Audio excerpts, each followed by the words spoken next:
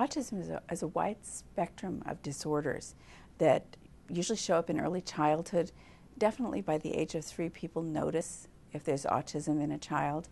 And that spectrum goes from what we call Asperger's syndrome, which is a very mild form of autism, to more and more serious forms of it.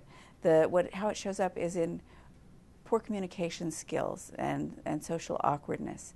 That would be the beginning of it.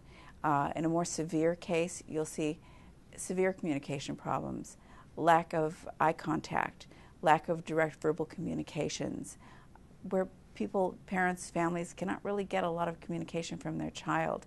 An autistic child may be playing beside another child, but will not be playing with the other child. They'll be doing something different. They don't interact the same. In Asperger's syndrome, they have a very mild version of the symptoms. They may be in a normal school, and they may be very bright, and they may be doing very well. In more severe cases of autism, they may not be in normal schools. They may not be able to participate or interact in a way that's acceptable.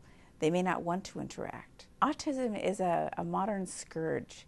We've been noticing autism in a growing segment of our population for the past few decades.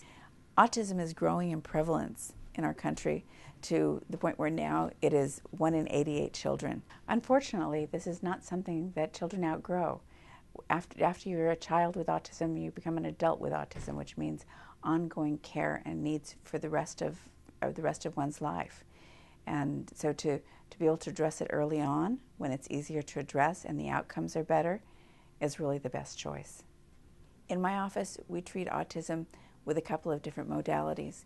One of them is called NAET. It is an allergy elimination technique, and we've done a couple of studies on autism, good studies, double placebo-controlled studies. And what we found is that it works very well for most autistic children. In the studies, we found approximately an 88% improvement in these children. At the beginning of the study, they were in the category where they did not make direct eye contact or have direct communications. When people would speak to them, they would not answer back. And at the end of the study, most of these children have returned to normal classrooms at their age level and are making direct eye contact and having direct communication.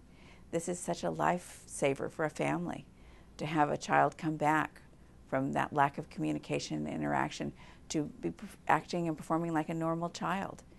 Some children did not improve as well, but they still all improved to some extent. Another way that I treat children who are in the autism spectrum is with nutrition. They have specific nutritional deficiencies. Some of them are because their body has not been absorbing or utilizing the nutrients properly because of allergies. It seems that their detoxification pathways are not as effective or efficient or working as well as most of ours are. And what happens is they start storing a lot of toxins that we would be eliminating in their bodies. We come into contact with at least 82,000 chemicals a week. That's an average, but that's a lot of chemicals to come into contact with. We have chemicals in our air, in our water, and in our food.